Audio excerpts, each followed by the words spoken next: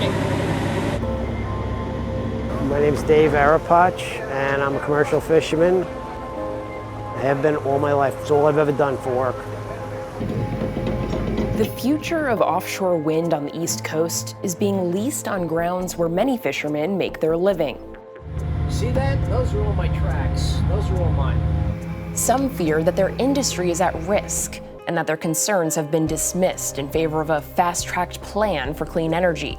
It's not hypothetical. Construction is already underway in 2 major projects off the East Coast.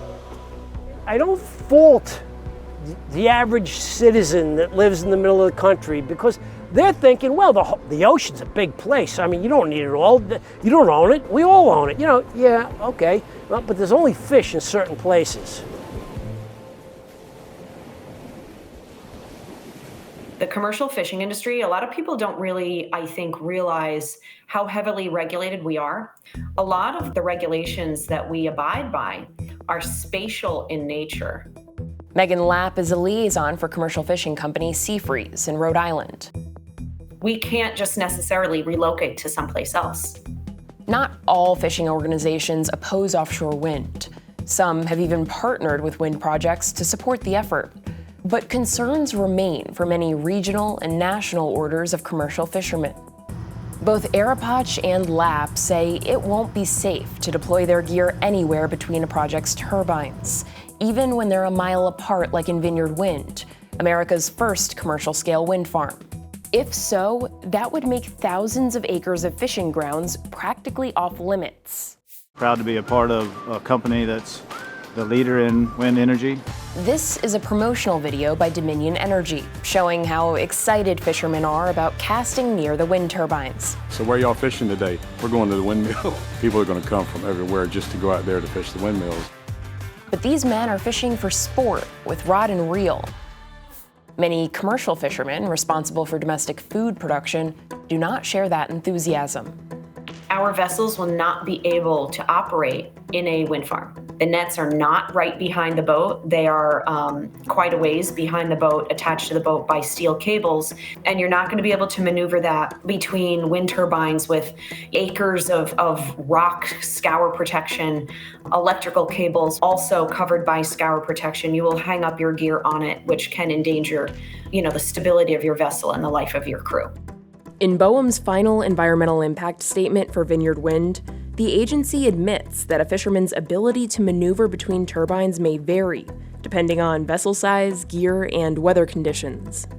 You can't tow a net along there because if you go over a rock, you're gonna rip up the net, and that's $30,000 now.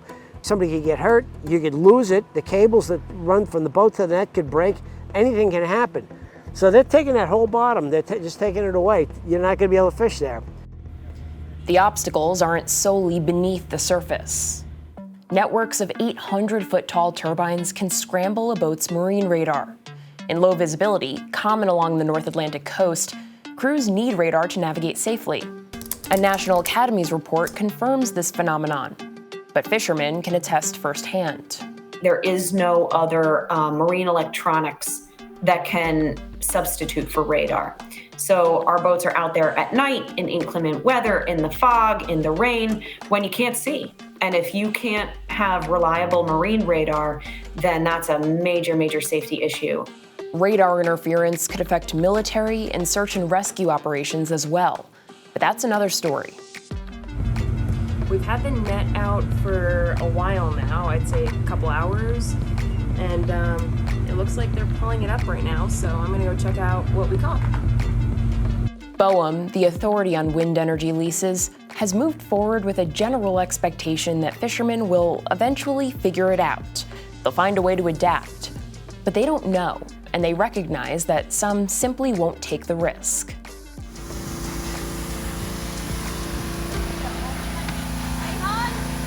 I know more about windmills than I ever wanted to, because my wife has been researching them for 20 years. My name is Bonnie Brady, and I'm the Executive Director of the Long Island Commercial Fishing Association.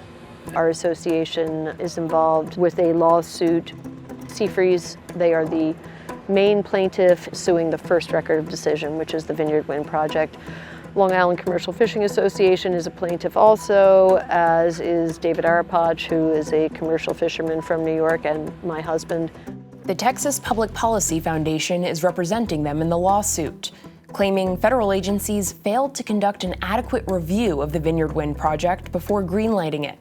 The think tank has a history of campaigning against renewable energy and supporting fossil fuels, but the plaintiffs' motivating concern is their livelihood. One point of contention, a line in the Record of Decision for Vineyard Wind, written by BOEM, the Army Corps of Engineers, and NOAA, predicting it's likely that the entire 75,614-acre area will be abandoned by commercial fisheries due to difficulties with navigation. That statement was brought up by my lawyer. He had read through the documents. And I mean, as unbelievable as this is, Bonnie and I were in court along with other people that are in the lawsuit. And the judge said, oh, well, if I'm not mistaken, that was a typo.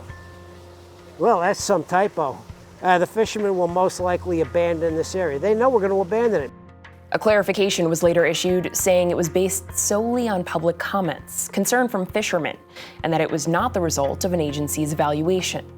Either way, the risk to safety and equipment is enough to keep fishermen out of the wind farms, leaving less ground for the same number of boats. The ocean may seem like a very big place to a lot of people, but it is a very small place to us. This isn't just about 1 or 2 wind farms.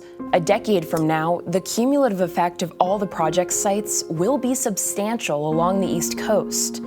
Thousands of turbines and miles of cable spanning nearly 2.5 million acres when it's all said and done. If all the offshore wind development that is currently underway and being planned for the East Coast, I don't see there being a commercial fishing industry on the East Coast of the United States in 20 years because we won't have any place to fish. These faces of the fishing industry are looking for a thorough evaluation of the technology developers are already planting in the ocean they share. The goals are to meet the developer's power purchase agreement and the state's renewable energy goals. And those have timelines on them. They want to push them through as quickly as possible. They do not want to look at, delaying a project to maybe do a more in-depth review or a partial or full disapproval of a project if the project is found to be in a place that it really shouldn't have been sited in the first place. Developers, as well as state and federal agencies, are aware there will be economic impacts to fishing. BOEM says it'll continue working with the fishing community to better understand and address concerns. A Vineyard Wind spokesperson replied that discussions with fishermen have led to a $40 million mitigation fund. The money would go toward gear or revenue loss and vessel modification. Brady, Aripotch, and Lapp say that's nowhere near enough. So where does that leave us? We are domestic food production. Didn't COVID teach us anything about where your food comes from matters? National food security is a big deal. They're not going to have a national seafood source anymore. You're going to be eating imports from China. And I think people need to understand that. You're going to permanently destroy a food source, a national food source. The fact that BOEM in their own documents say there will be a negligible effect with climate change, but meanwhile we're going to destroy the ocean's productivity? How can you make an experiment with so many people's lives? What happens if it doesn't work?